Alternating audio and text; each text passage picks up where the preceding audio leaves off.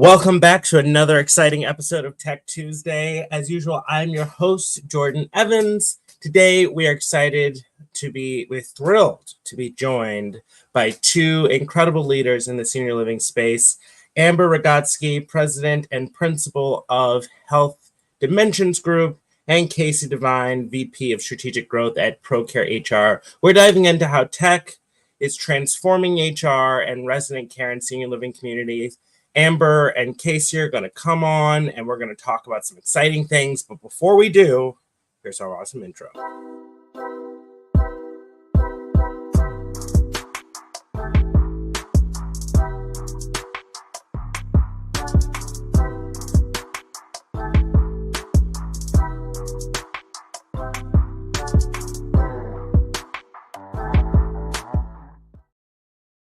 I think so many times I've shown up without a hat, so now it's just a thing that I'm not going to bring a hat to this show, although there is a hat in the intro. Anyway, thank you, Kasey and Amber, for joining us today. Let's jump right in. So, Amber, tell us about Health Dimensions Group. Kasey, tell us about ProCare HR. Amber, let's go. All right. Good afternoon, everyone. Thanks, Jordan, for having us on. My name is Amber Rogotzke, President and Principal of Health Dimensions Group. We are a management and full-service consulting organization. We're based in Minneapolis, but we have managed communities in 13 different states, and we consult really across the U.S. To about 500 different consulting clients as well. So just in senior care, do everything from partnering with health systems on their post-acute strategy to working with PACE organizations, home health and community-based services, operational turnarounds and assessments. And we do quite a bit of workforce solutions as it relates to both interim and permanent search.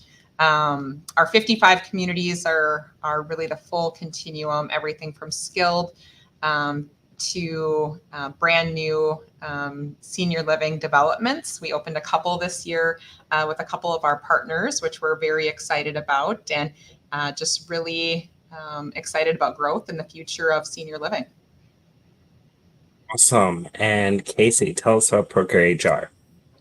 Sure thing. Thanks for having me. So my name is Kasey Devine, VP of Strategic Growth with ProCare HR. We also are based in Minneapolis, Minnesota. That's somehow how these wires got crossed in the beginning. ProCare HR is an HR managed services firm that works really heavily within the senior living and senior care space. While we do have a lot of roots in Minnesota, we have and partner with communities throughout 28 states and expanding. So supporting folks on everything from labor management to payroll processing, all the way into HR and benefits administration, whatever folks might need. So really excited to dive into the conversation today. Thank you so much. In an industry that is run on people, that tech will probably never replace people. It will definitely supplement, but it's not going to replace people. People ops is really important. It's what keeps people coming back to work, keeping people working in very happy environments. Amber, where were you before you met ProCare HR? Like what does people operations look like in the HDGs, in the HDV and GD environment? So we have I would say a unique hybrid relationship with ProCare, which has been great. And so we have really awesome people operations as it relates to people strategies and culture development in our communities. But where we struggled prior to the relationship was we did a pretty large HRIS transition and just did not find, I would say, a good partnership with our vendor tech partner there. And so we were really struggling with, I would say, end user management and training and retraining of the team members. And it just was not something that we felt we had a core competency in as it relates to being knowledgeable in the back office type setup of HRIS systems.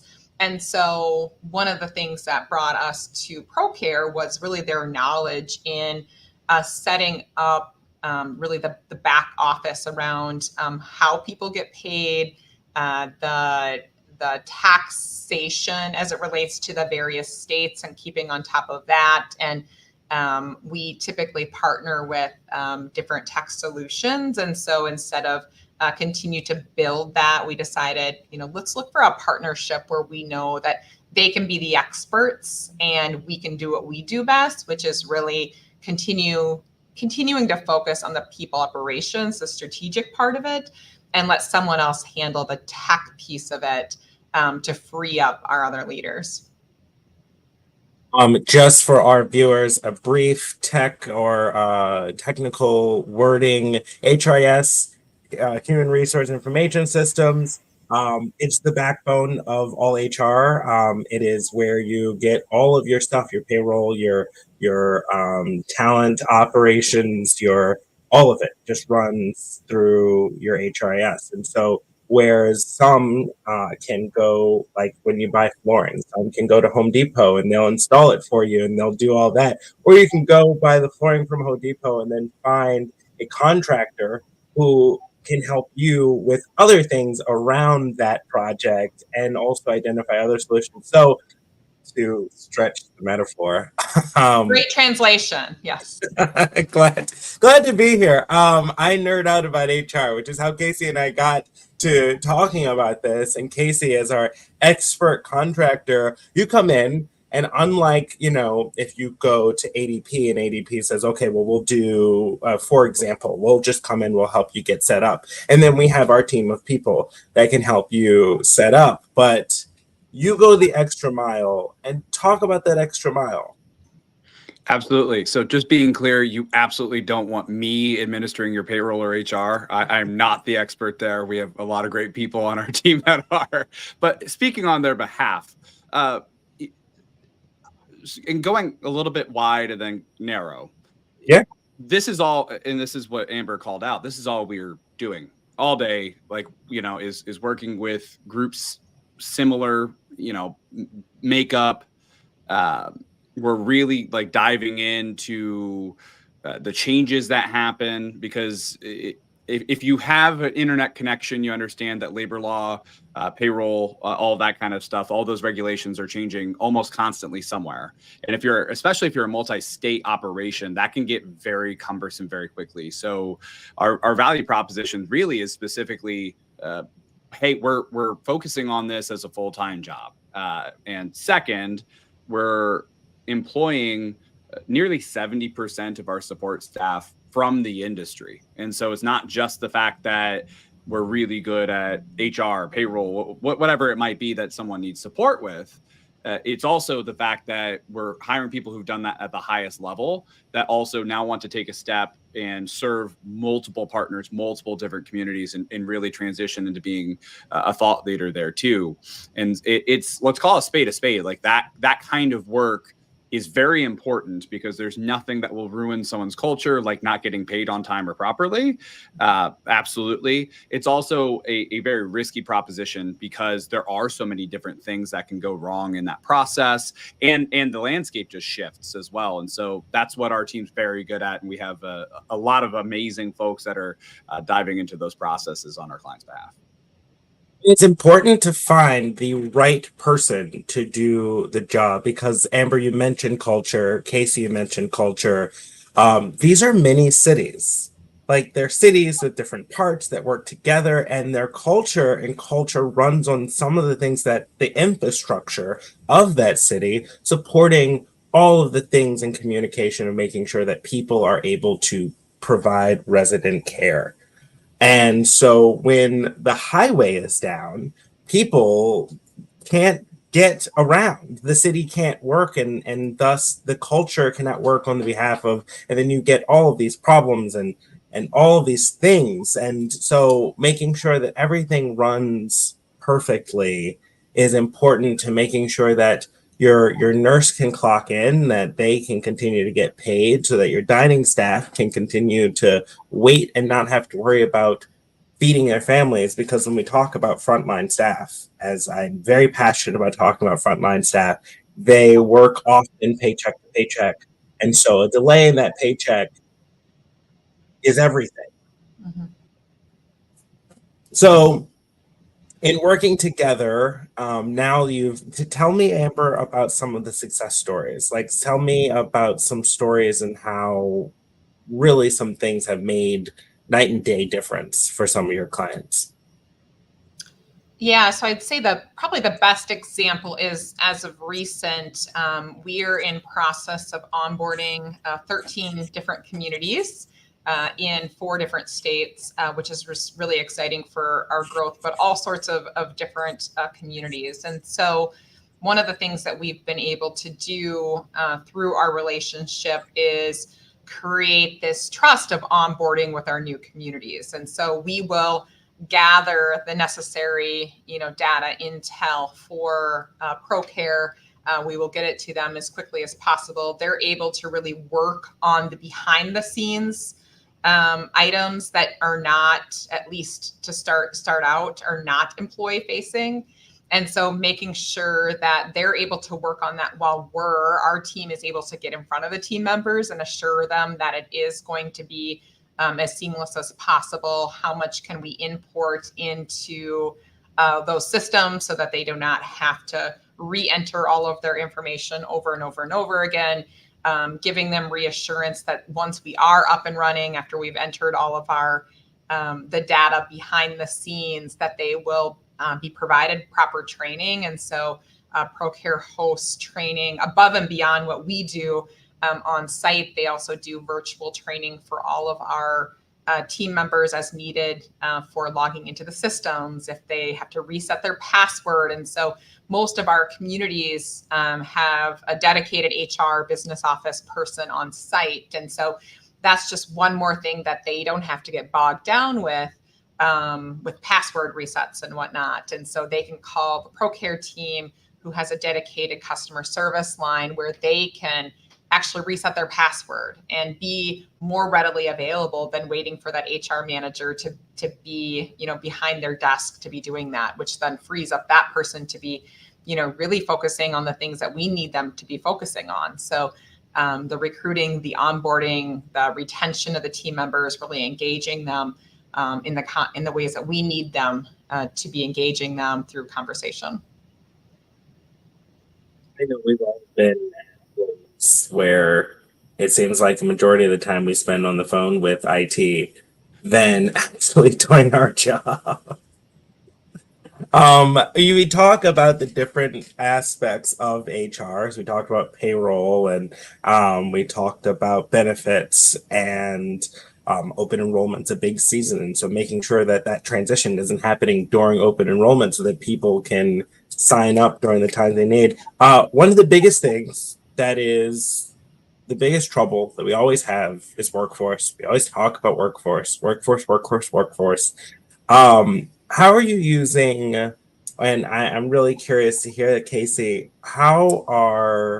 Kasey, I'm really curious of hearing how your ProCare is using innovative solutions as far as talent acquisition goes. And Amber, how are you employing them differently in different communities? So Kasey, please. Sure. Yeah. And I think this is going to be a really interesting discussion in this part.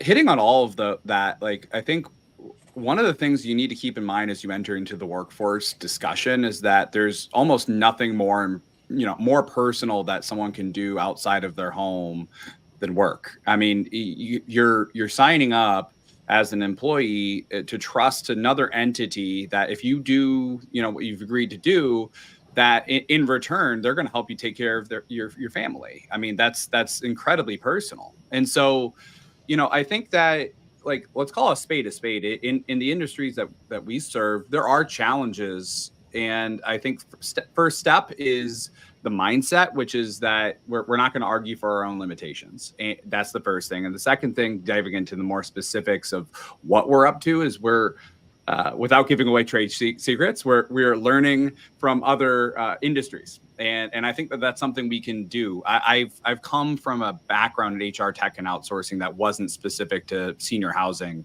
although I've been aligned to it personally. And so I've seen some different ways where things like tech companies or manufacturing companies have tackled that workforce issue quite well. And so, senior housing, just as an overall bubble term, can feel like a really big small town, where it's like, well, if you're not in the town, you don't know somebody, it's really hard to get acquainted. And so step one is like, something as simple as who are the top 10, top 20% of employees in X given category that you would like to have a team of, or you'd like to have a company that are entirely like that. Start there and seeing what we can do to generate referrals, even if they're outside of the industry, just knowing that we need to be stewards of the opportunity and communicate the exciting opportunity, because I think, especially in today's day and age, what we do have to offer as an industry is a career that is incredibly rewarding with purpose. Like, it's not just padding some corporation's bottom line. Like, you're actually working to alleviate discomfort, anxiety, pain, and suffering from real people's lives that are potentially vulnerable. And so, like, let's start there, which is a really empowering thing. And so we've been doing that, generating some referrals, and then also working just from outside of that space, getting creative to generate excitement about what's going on a community by community basis, whether that is on an urban or even some rural settings. It's personal and purposeful. And we are, as employers, we're stewards of that purpose. Wow. Amber, how are you and HDG working towards being a place that is a steward of people's purpose and holding that trust? Mm-hmm. Yeah. So as it relates to trying to ensure that we are a good steward of really capturing their hearts, right, is what we're trying to do, and show them the bigger purpose. So one of the things that we do, which is probably a little bit not technology related, but we bring it back old school, is as we're onboarding communities, and we're a management organization. So we don't actually own all 55 properties that we manage. We own just a very small handful. So typically they're all third-party management. And we work with each individual leadership team and each ownership group to really set that culture that they want, that we want, right, for the community and for our residents on day one. And so we're asking them if they don't adopt the HDG values, which of course we hope they always do, but we ask them, what are the values? What are the behaviors that are that show up here? What do we want to build this culture around? Then what is their mission, purpose, passion? Why do you exist in this particular market? And how are you going to do whatever you do better than anyone, right? Because we want to be the best out there, and we want to be able to outperform our competitors. And then we figure out, where do we want to go? So what's in our hearts, and then where are we going? Where are we taking these individuals? And how do we get them in our boat with us, rowing in the same direction? And so really understanding what's in everybody's heads, but then capturing their hearts through the mission and why we're here, and then where we're all going in really that same direction. And that's done very purposely through our annual planning process or our quarterly meetings, and then doing small groups very often within our communities, making sure those messages are reiterated as it relates to culture. We actually just had a celebration at our corporate office. We won a Top Workplace Award and have for the last several years. And I was reading, there was an article about Marriott, and they've actually won it the last 26 years, and what their chairman really attributed their success to as it relates to the hospitality industry and becoming the largest in the world. And he said it comes down to values and making sure that your leaders are following and exhibiting those values every single day.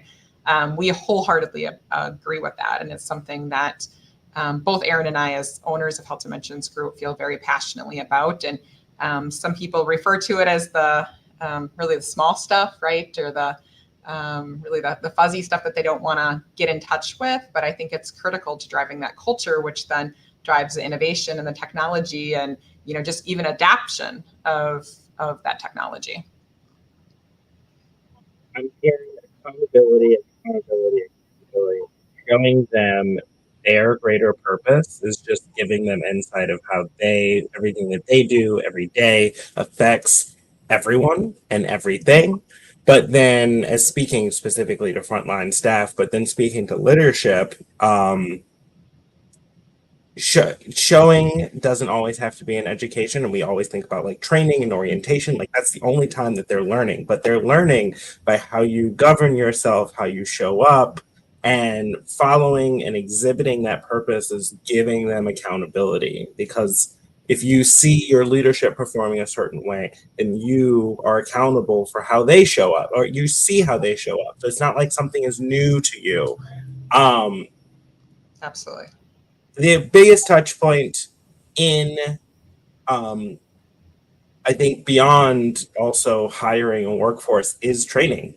And a lot of HRISs don't have an LMS to support, or even just instructional design folk to really help make sure that education is on a platform that's really good for getting all that education and learning the best. How are you two working together to ensure that training, education, continuing education, and support, as well as orientation, is the best? Amber, maybe you take a crack at that first. Sure, absolutely. So we do a lot of things as it relates to technology. So outside of our relationship with ProCare and utilizing their technology, we also have a very specific to senior care LMS.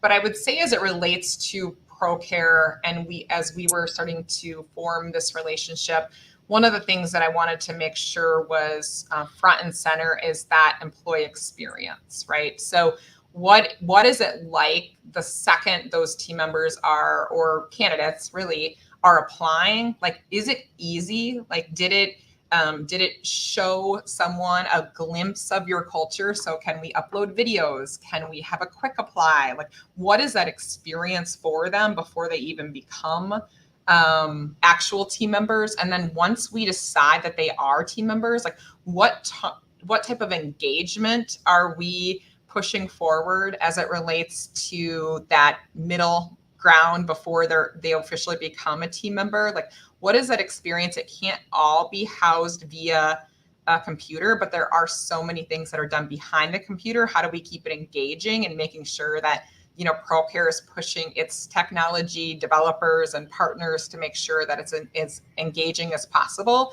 And then as we move into just using the software itself, making sure that we have partners that it's not just one-time train it and you're done and you walk away. Like, we need retraining over and over and over. And this, industry within senior living is one that is susceptible to quite a bit of turnover. And so we need to have systems and processes that can function with that turnover, and making sure that it is helping to alleviate any turnover, of course, first and foremost. But when there is turnover, that it's something that we can easily jump in and train on. And how does ProCare become our partner in that? And I think one of the best ways that they do it that I've seen, probably different than others, and something we're really passionate about, is around scheduling.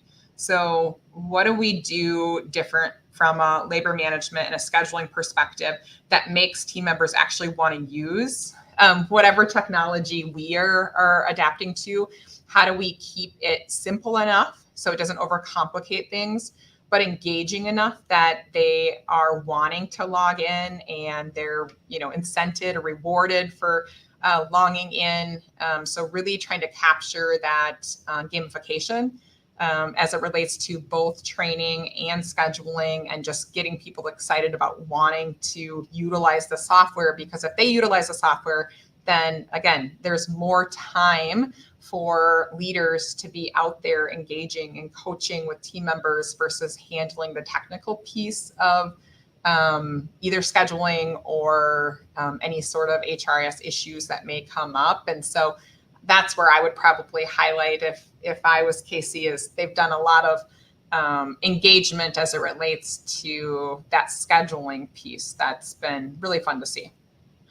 Thank you for that. Gamification. Yes. Yeah. Kasey, are we making scheduling a game? Yeah. Potentially. So I absolutely love what Amber just said about like that engagement part. I mean, you think about a movie you saw a year ago that you wanted to see, and you sat down for an hour and a half or 2 hours. You might remember the plot, but you don't even remember the details, and you voluntarily watched it. And so you think about like, let's come from a place of realism, which is, you know, especially if you're looking at it on face value, training can be quite boring, and it might not be something that you're doing voluntarily.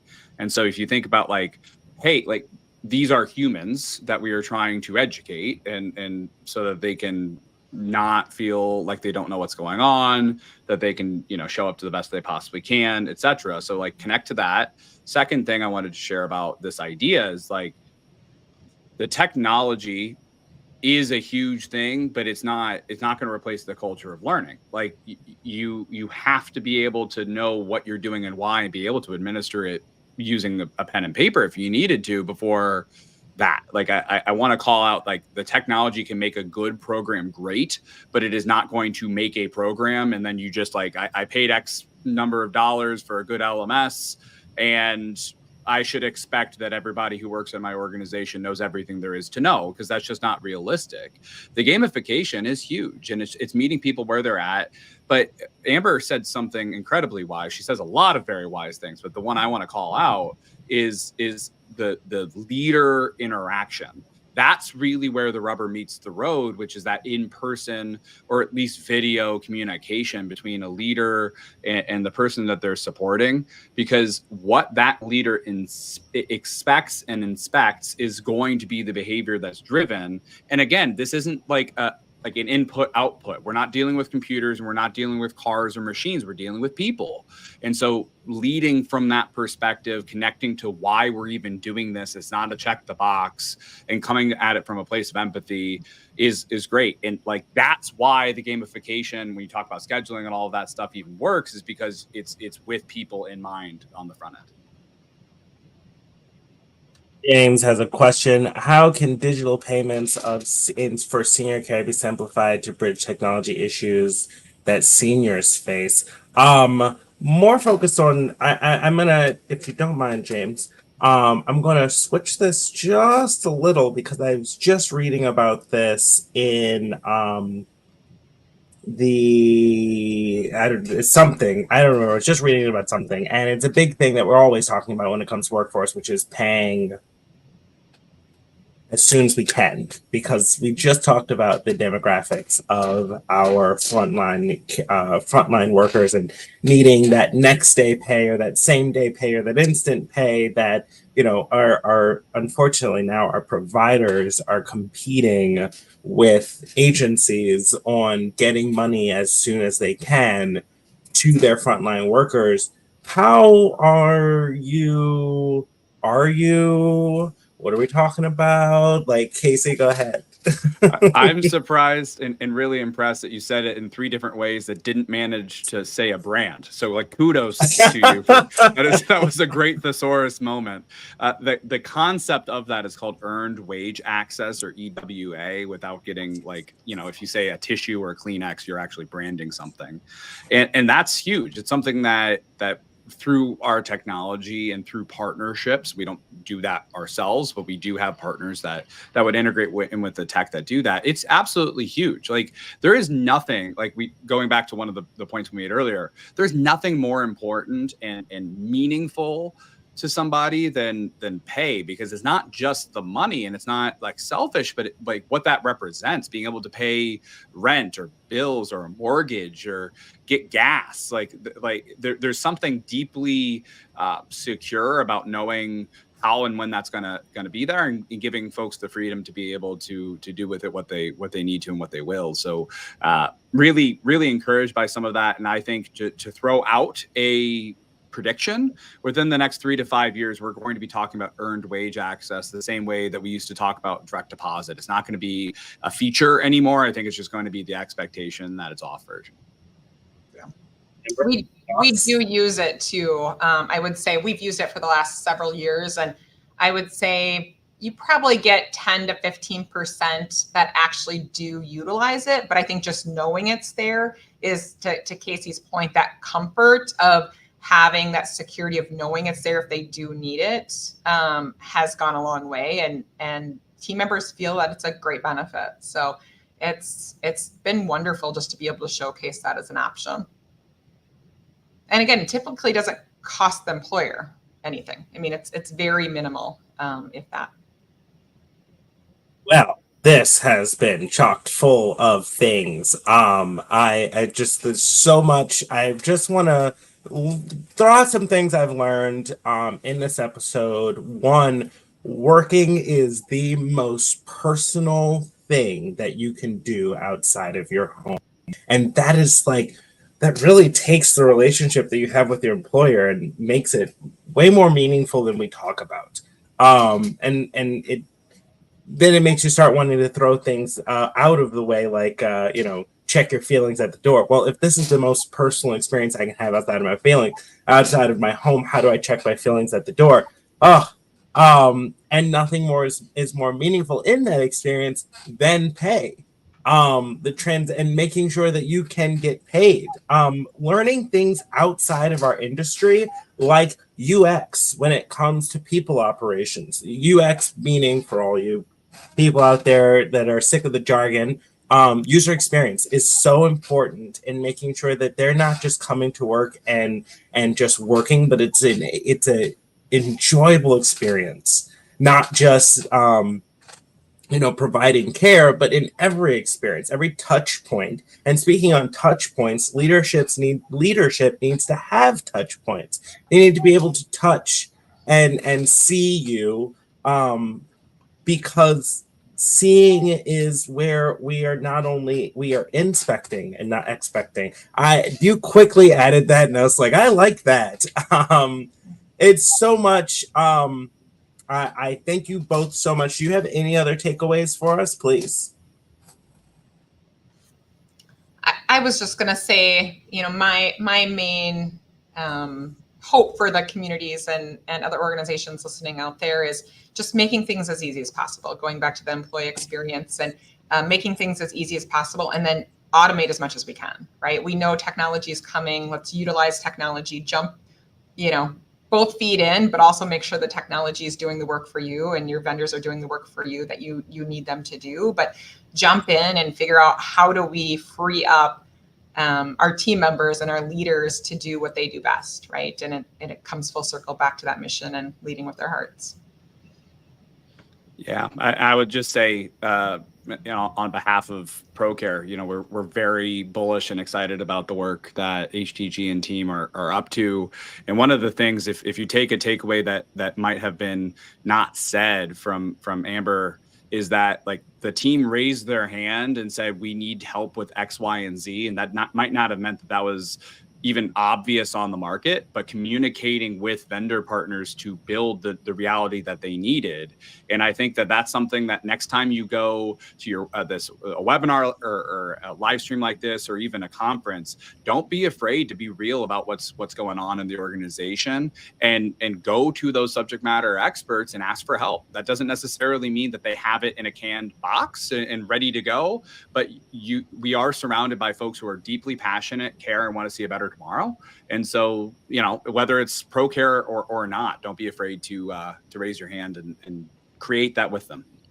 Absolutely. Thank you both for coming on. I hope you enjoyed this as much as I did watching.